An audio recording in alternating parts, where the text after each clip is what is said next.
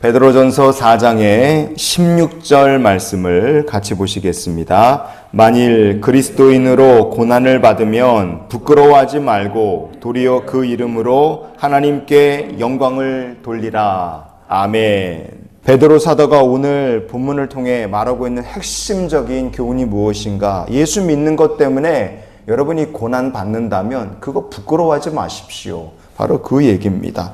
여러분, 우리가 예수 믿는 것 때문에 고난을 당한다. 사도 베드로는 고난에 대해서 얘기했지만 여기서 고난을 빼고도 똑같습니다. 우리가 예수 믿는 것을 부끄러워하지 마십시오. 우리가 이 시대를 살아가는 하나님의 백성으로서 예수 믿는 것을 부끄러워하지 않고 심지어 고난당하는 것도 부끄러워하지 않는 주의 백성이 되시기를 축복합니다.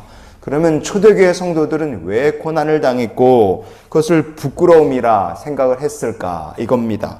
초대교회 성도들도 신나게 폼나게 사는 삶을 원했겠죠. 그러나 그들의 삶이 그런 인생과는 좀 멀었습니다.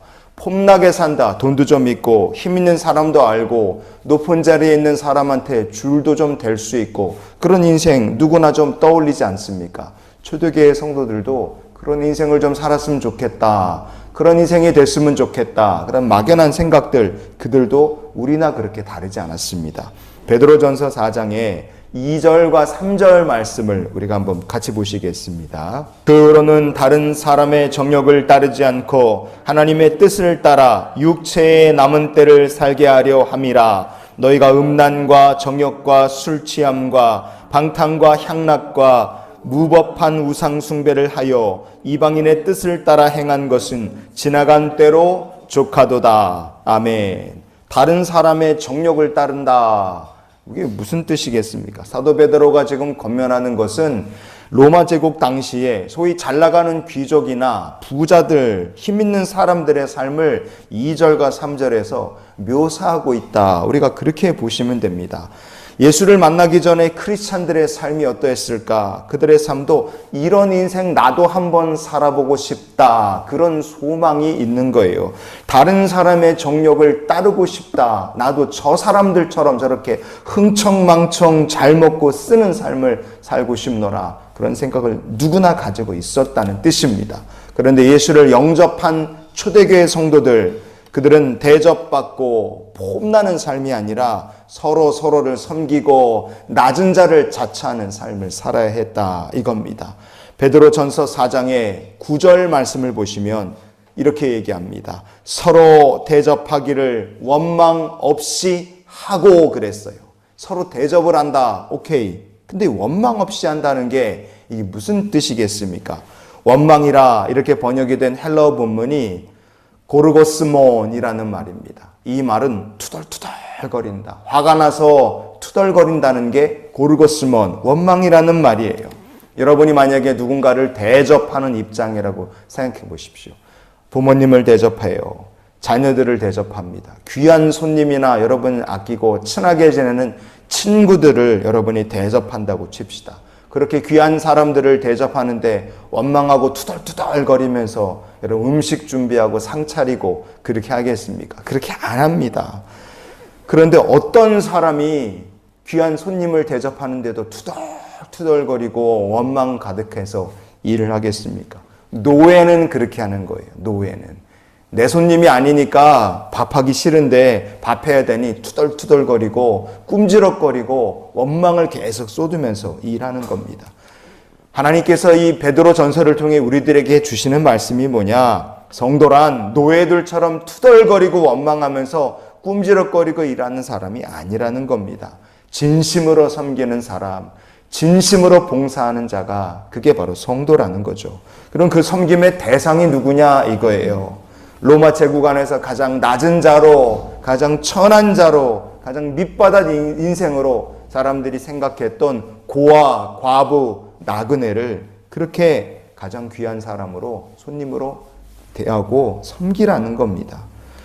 그래서 교회는 주 안에서 고아, 과부, 형제들도 형제로, 자매로, 심지어 사도 바울은 디모데에게 편지 써서 보낼 때 디모데전서 5장 3절에 보면 참 과부인 과부를 존대하라, 존대하라는 말까지 사도 바울이 써서 보냅니다. 그러니까 당시 시대, 로마 제국이라는 시대 안에서 고아, 과부, 이방인, 나그네를 사람 취급하고 높여주고 형제자매로 대접해주는 것은 초대교회밖에 없었다는 뜻입니다. 그러니 교회는 진짜 특별한 곳이죠.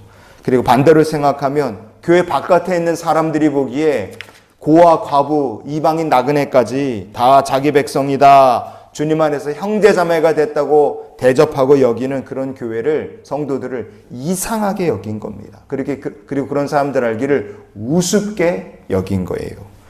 여러분, 그래서 초대교회 안에서는 하나님의 백성으로 사는 것, 말씀의 가르침 진리대로 사는 것을 부끄럽게 생각하는 사람들도 있었던 겁니다.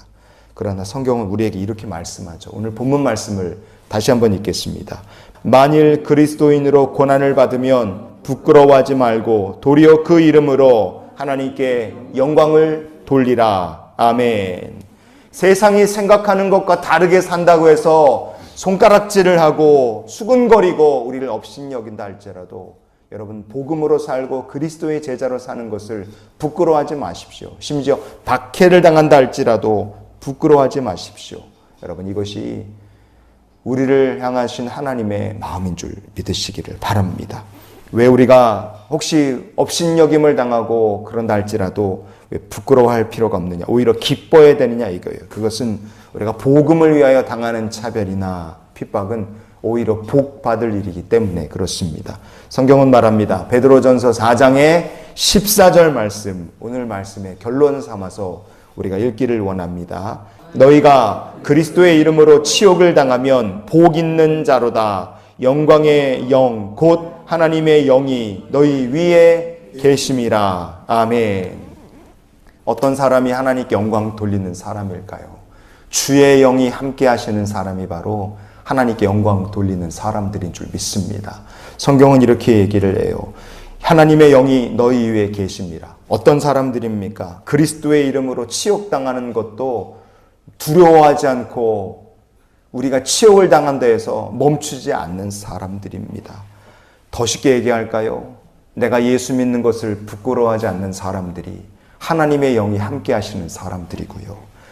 내가 사람들이 손가락질해도 기도하는 것을 멈추지 않고 찬양하고 하나님께 예배하고 전도하는 삶을 멈추지 않는 사람들이, 그 사람들이 바로 하나님의 영이 임하시는 사람들인 줄 믿습니다.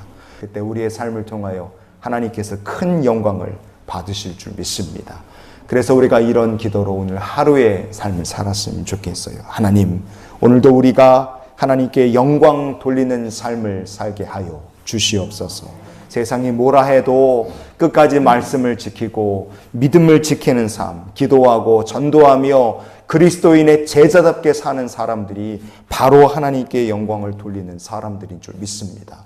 그렇게 사는 성도들의 머리 위에 영광의 하나님께서 그 영으로 함께 머무시며 동행하여 주실 줄 믿습니다.